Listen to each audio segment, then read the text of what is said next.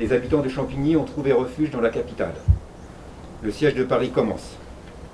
Le 30 novembre 1870. Ce jeudi 2 décembre, c'est en présence de nombreux élus et officiels que le maire Laurent Jeanne a tenu à commémorer les 150 ans de la bataille de Champigny qui a opposé les Français aux Prussiens.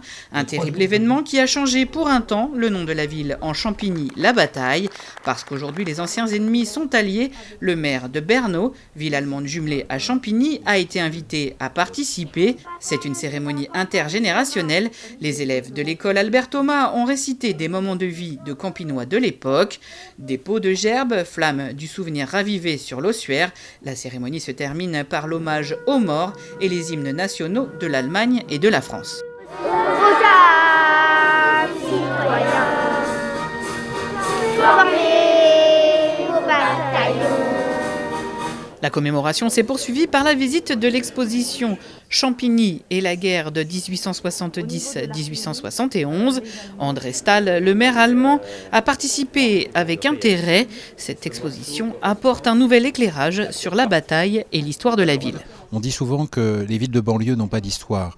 Eh bien moi je souhaite dire que nous avons une histoire importante, une histoire forte, marquante, et qui a été au fond un des moments essentiels dans la construction de la France, et aussi pour le coup pour cette bataille de Champigny dans la construction de l'Allemagne. L'exposition installée en mairie jusqu'au 18 décembre permet entre autres de découvrir une reproduction du panorama de la bataille de Champigny, une immersion sonore dans la bataille grâce à 2 podcasts.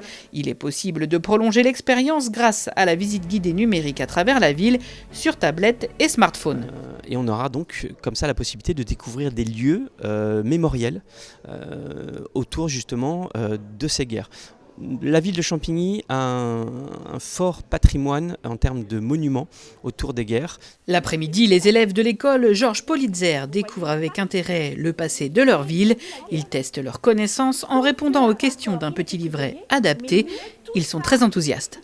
Parce que j'aime bien apprendre des choses et me cultiver. Comprendre ce qui s'est passé dans la bataille de Champigny. 2000 Français sont morts pendant cette bataille. Oui. Le samedi 4 décembre, une journée d'études sur les mémoires de la guerre de 1870 était proposée au musée de la Résistance nationale.